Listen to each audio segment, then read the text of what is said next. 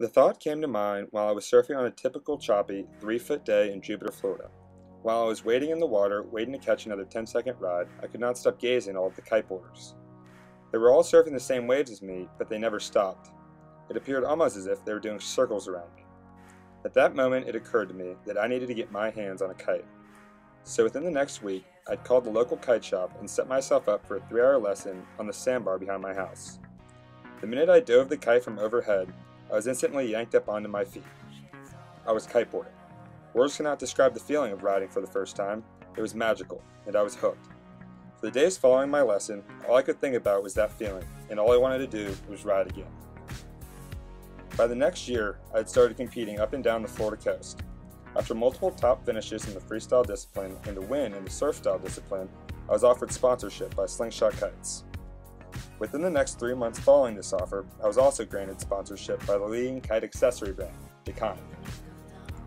Over the course of the next few years, I continued to progress in both freestyle and surf style until I felt ready to begin traveling long distances to pursue the sport. My first kiteboarding trip was only a short 3-hour boat ride to the Bahamian Islands. Here I found that the sport was unseen by the majority of locals. This being said, Bahamian kiteboarding culture was non-existent. Unfortunately, out of the 5-day trip, the weather conditions only permitted for 1 day of riding. However, that single day of riding was epic in every sense of the word, making the trip a success. Shortly after arriving back in the States, I was hungry for more exploration. On this note, I traveled to the Outer Banks of North Carolina, where kiteboarding is the way of life for locals. Out of the week-long trip, the wind blew 30 knots or more for 5 out of the 7 days. Before this trip, I had never kited in over 35 knots.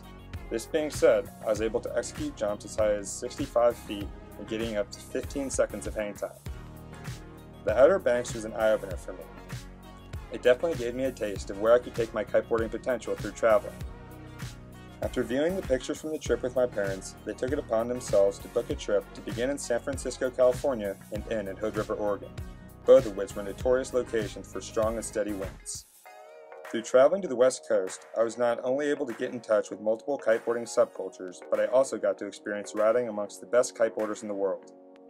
The scenic backdrops of the Northwest provided for breathtaking photos and memories, all of which I'll hold forever. I had no idea on that day of surfing small Florida waves that the sport I was witnessing would soon provide me with such happiness. I can honestly say that kiteboarding has given me everything that I dreamed of and more. It has brought me to places that I never thought I would go.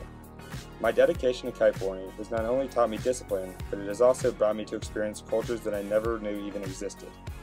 Kiteboarding has set me apart from the norm. Without it, I don't know where I would be today. I feel more than blessed to have had the privilege of growing up in such an extreme subculture as kiteboarding. Through the support of my parents and my sponsors, it has given me everything.